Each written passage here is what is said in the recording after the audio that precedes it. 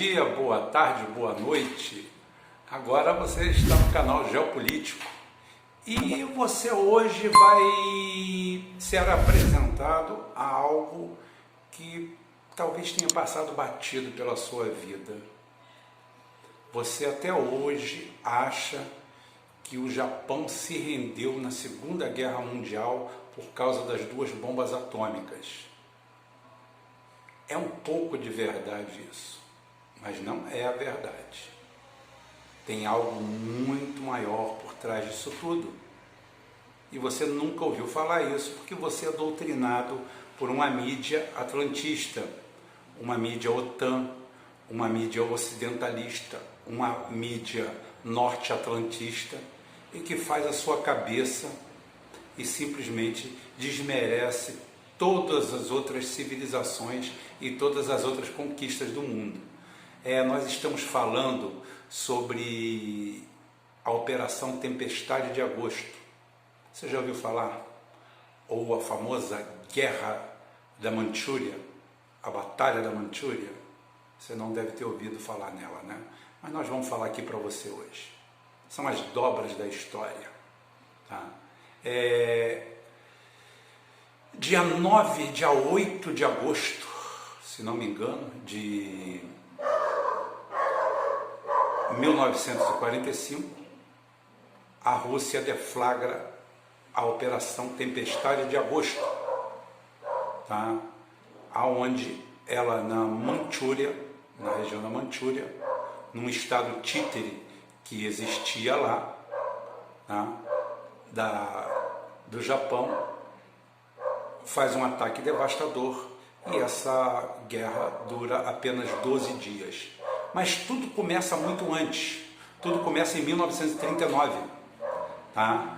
Aonde há antes da deflagração da Segunda Guerra Mundial, que foi conhecida, teve uma batalha violenta conhecida como Khalkhin-Gol.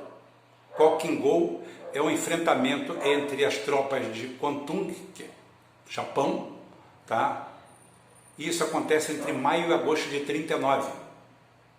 A rixa remontava à guerra russo-japonesa de 1905, 4 e 5, aonde a Rússia foi humilhantemente derrotada, tá? Então isso aí foi sendo remoído, tá? E quando o Japão invade a China, cria um estado fantoche de Manchukuo, fronteira com a Mongólia, e ali começa a criar uma área de tensão.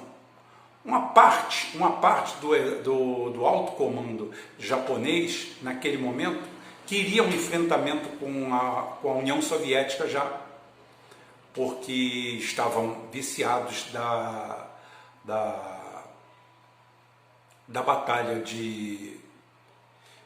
da guerra de 1904 e 1905, onde eles saíram vencedores, onde pegaram as Ilhas Kurilas, né? Pegaram todo aquele processo ali, e aquilo ficou atravessado e eles achavam que ia ser a mesma coisa. E não foi. Né? O que acontece é que em 1938, aproximadamente entre maio e agosto, há uma batalha no Lago Kazan, perto de Vladivostok, que é o núcleo daquilo ali que chegou a ser invadido pelos japoneses na guerra 1904-1905. Eu só estou explicando o que aconteceu ali na região. E durante esse tempo todo foi acontecendo aquela situação, aquela tensão ali na região, até que o que acontece? O exército japonês ataca os mongóis. Os mongóis atravessaram a fronteira que eles acharam lá, eles são pastoreiros, né? A cavalaria, botaram animais lá e eles foram atacados pelo Japão. Apesar das ordens vindas do Japão, era de não enfrentamento com a União Soviética, eles atacam as forças soviéticas no local. E entra em cena George Zhukov, que dá um nó tático no Japão, tá? Que era liderado por um tal de Komatsubara, um negócio desse aí, tá? E usando a tática que eles apelidam os russos de Maskirova, o que ocorre? A tática Maskirova significa você distrair o seu inimigo, mostrando que você está na defensiva, que você está totalmente na defensiva e que eles podem te atacar ou então delimitar essa área. Enquanto isso, por trás, Zhukov recebe 60 mil homens, 250 aviões, aproximadamente 500 tanques, e faz um ataque devastador contra as forças japonesas naquela região. E nesse enfrentamento, os japoneses resistiram com aquele heroísmo deles, aquele negócio de não recuar, e foram dizimados. As perdas chegam a 70 mil homens mortos no Japão, e as forças soviéticas tiveram apenas 20 mil baixas aproximadamente.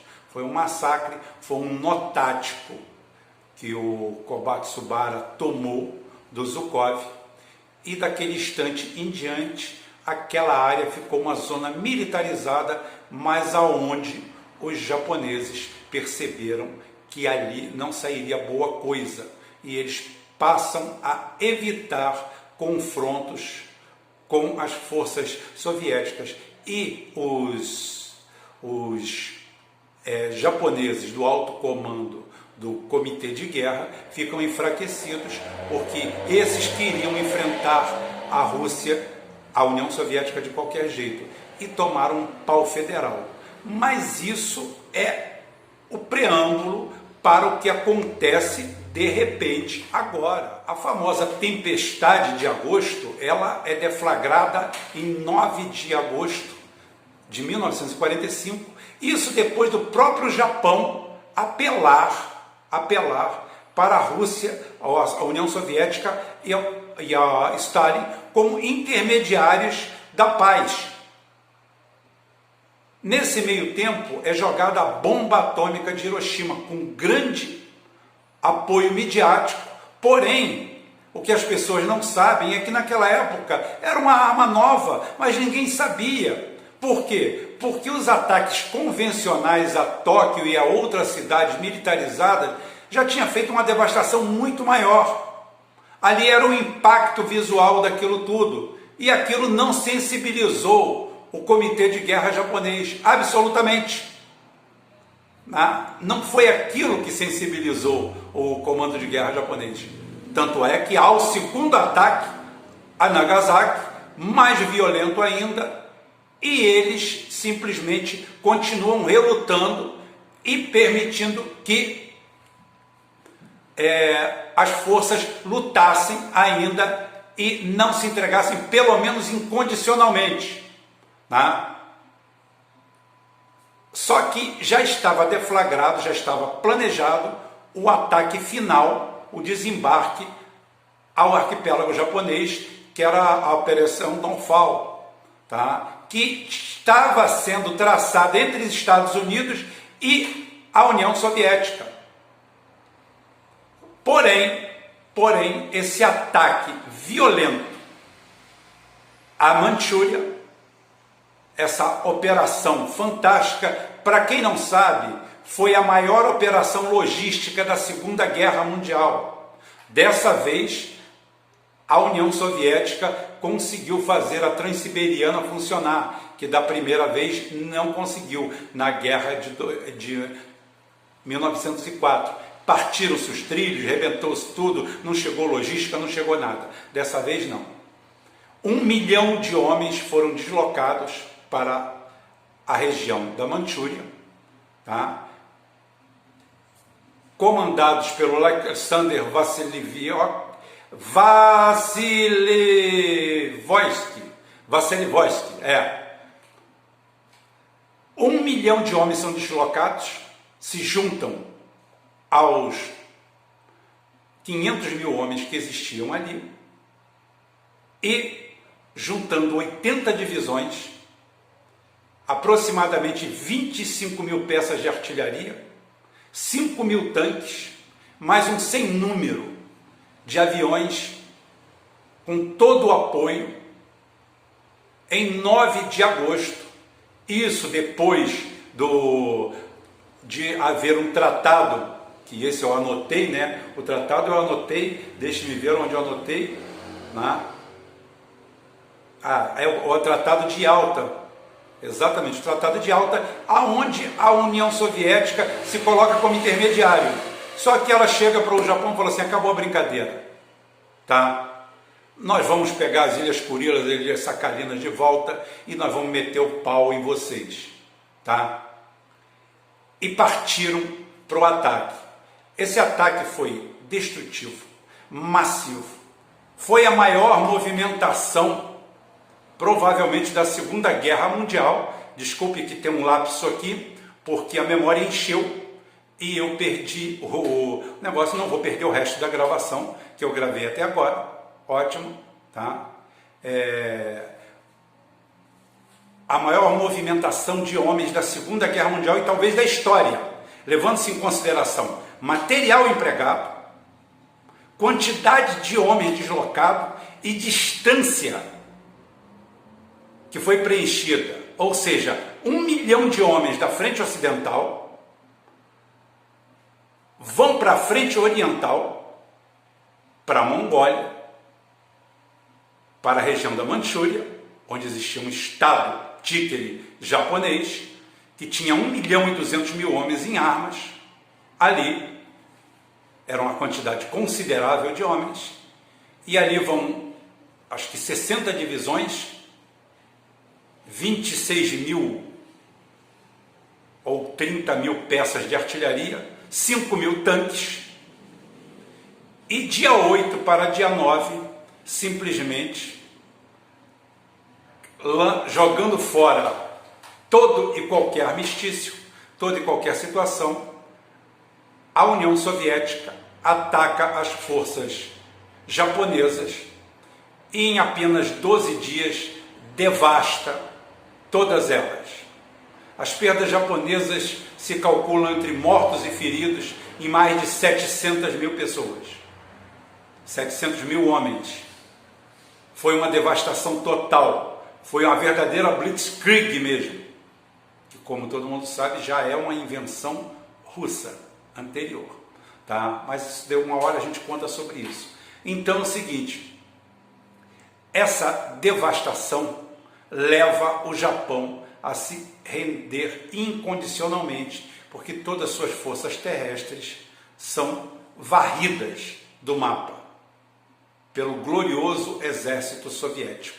Falo eu glorioso porque eles vieram com tudo do Ocidente, da frente ocidental, de tomar Berlim, de tomar a Alemanha, partem de trem a 12 mil quilômetros, de 9 a 12 mil quilômetros de distância, fazem um ataque devastador contra as forças japonesas, e aí sim, o Japão se rende incondicionalmente às forças aliadas, entre aspas, naquela altura do campeonato, porque imediatamente a campanha sórdida do Ocidente já começa a aparecer, microfone chato, começa a aparecer na figura de genocídios, de denúncias de genocídios, denúncia de roubos, de assalto, ou seja, já era o Deep State americano botando as mangas de fora, nada a ver com Roosevelt, tudo a ver com Truman e seus amiguinhos vamos dizer assim, formados pelo nazismo. O nazismo toma conta do establishment americano, de todas as formas, como eu falei, as forças alemãs foram derrotadas, o nazismo não. O nazismo é importado com força para os Estados Unidos, para o Pentágono, para a OTAN, e hoje você não ouve falar nessa história da tempestade de agosto, aonde todos os livros de história dizem que o Japão sucumbe às 2 bombas atômicas de Hiroshima e Nagasaki, e não ao ataque devastador que custou a vida e a prisão de aproximadamente 1 milhão de japoneses. 1 milhão, eu não estou falando 1000 não, 1 milhão. E assim, finalmente, termina a Segunda Guerra Mundial. Termina, é claro, com a União Soviética tendo uma zona de influência terrível no paralelo 38, se não me engano, por ali é onde é definido, aonde nasce a Guerra da Coreia. Antes houve a tentativa do plano que eu falei no vídeo anterior, e agora o desenlace é esse aí. Eu quero deixar claro para vocês que não sou contra nada nem contra ninguém. Eu estou aqui para mostrar o que você não vê por aí. Você pode pesquisar isso, mas para pesquisar você precisa saber o que pesquisar. Como você vai pesquisar isso? O Alexander Vasilevsky não tem nem biografia dele. Qualquer general bunda suja americano, bosta como aquele Lee, aquele psicopata do Emerson Lee, tem extensa biografia. E esse sujeito, esse herói, enquanto a União Soviética ataca o Império Japonês, coloca ele de joelhos, a mídia europeia, a pré-mídia atlantista, a pré-mídia OTAN já faz o trabalho dela, denegrindo a imagem da União Soviética, colocando por baixo, colocando como genocidas, como assassinos, se esquecendo que eles perderam mais de 25 milhões de pessoas, a maioria civis, na Segunda Guerra Mundial, e tudo que eles fizessem contra essas nações seria moralmente legítimo, inclusive varrer a Alemanha do mapa, mas não foi isso que eles fizeram. Eu estou aqui para contar um pouquinho das dobras da história, para você ter um toque aqui, outro toque ali, então mais algum produto para você pesquisar e ver que a história não é bem essa que te contam, tem história por trás da história, né? E eu espero ter contribuído hoje para mais alguma coisa. Desculpem do vídeo ter ficado picotado, exatamente foi porque a memória encheu e eu tive que fazer um esvaziamento. Se faltar alguma coisa, a gente chega aqui e conversa, não tem problema nenhum não. E na próxima de sábado a gente faz mais alguma coisa. Esse é o canal Geoforça, por favor se inscreva, tá? Que aqui você só vai ter o tratamento certo para a coisa certa. Aqui ninguém tem que ir para puxar saco de ninguém aqui. Aqui ninguém é almirante de nada. Aqui simplesmente é o conhecimento. Tudo que eu falei, basta você pesquisar. Você vai achar, como eu falei assim, o negócio não é pesquisa, o negócio é saber o que pesquisar. E está aí mais uma dobrinha da história para vocês. Até sábado.